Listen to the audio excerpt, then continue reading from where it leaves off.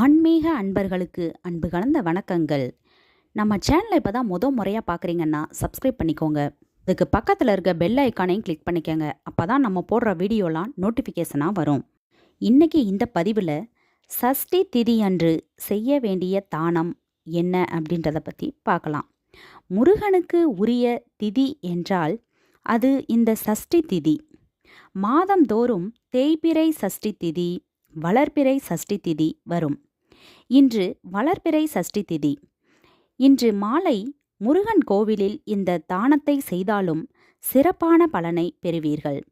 தீராத நோய் நொடி தீர, மருத்துவ செலவை குறைக்க, ஆரோக்கியமாக வாழ, நிம்மதியாக வாழ செய்ய வேண்டிய முருகர் வழிபாட்டை பற்றிய ஆன்மீகம் சார்ந்த தகவலைதான் இந்த பதிவின் மூலம் நாம் தெரிந்து கொள்ளப் போகிறோம். சுத்தமான பசு சாண விபூதி தானம். நிறைய பூஜை சாமான்கள் விற்கும் கடைகளில் இந்த விபூதி கிடைக்கும். கொஞ்சம் விலை கூடுதலாக இருந்தாலும் அதை வாங்கிக் கொள்ளுங்கள். பசு சாணத்தால் செய்யப்பட்ட விபூதியை சஷ்டி திதியில் முருகன் கோவிலுக்கு வாங்கி தானம் கொடுக்க வேண்டும். இந்த விபூதியை அவர்கள் முருகனுக்கு அபிஷேகம் செய்ய பயன்படுத்தி கொள்ள வேண்டும். அபிஷேகத்திற்கு என்று சொல்லி அர்ச்சகரிடம் கொடுக்க வேண்டும். அபிஷேகம் செய்த விபூதியிலிருந்து கொஞ்சமாக கேட்டு நீங்கள் வாங்கிக்கோங்க. அதை கொண்டு வந்து பூஜை அறையில் வைக்க வேண்டும்.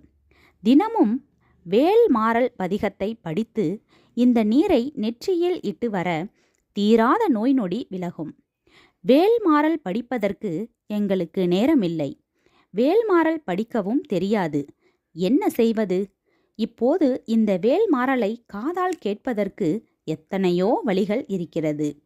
எல்லோர் கையிலும் கைபேசி இருக்கிறது. அதில் இன்டர்நெட் வசதியும் இருக்கிறது. பாடலை ஒலிக்கச் செய்யுங்கள். முருகனை வழிபாடு செய்யுங்கள். உங்கள் கஷ்டங்கள் படிப்படியாக குறைவதை உணர்வீர்கள். 10 நாள் இந்த வேல்மாறல் பாடலை காதில் கேட்க கேட்க தானாக உங்களுடைய வாய் இந்த பாடலை பாடத் தொடங்கிவிடும். சஷ்டி திதி அன்று மட்டும்தான் வேல் வழிபாடு செய்ய வேண்டும் என்பது கிடையாது. தினமும் வேல்மாறலை ஒலிக்கவிட்டு முருகப்பெருமானை நினைத்து, முருகா எனக்கு ஆரோக்கியமான வாழ்வை கொடு என்று மனம் உருகி வேண்டுதல் வையுங்கள். எப்பேற்பட்ட நோய் நொடி பிரச்சனையாக இருந்தாலும் அதை தீர்த்து வைக்கும் அதிசயத்தை செய்யக்கூடிய ஒரே தெய்வம் இந்த முருகப்பெருமான்தான். முருகன் கையில் இருக்கும் வேலாயுதத்திற்கு அத்தனை சக்தி இருக்கிறது. இது முருகன் பக்தர்களுக்கு தெரியும். இருப்பினும் தெரியாதவர்கள் தெரிந்து கொள்வதற்காகவே இந்த ஆன்மீகம் சார்ந்த பதிவு. முருக பக்தர்களுக்காக, முருகனின் அருளை பெறுவதற்காக வேல் மாறலில் இருந்து முதல் பதிகம் இதோ உங்களுக்காக. வேல் மாறல். பருத்த முலை சிறுத்த இடை, வெளுத்த நகை கருத்த குழல், சிவத்த இதழ் மரச்சிறுமி விழிக்கு நிகராகும்.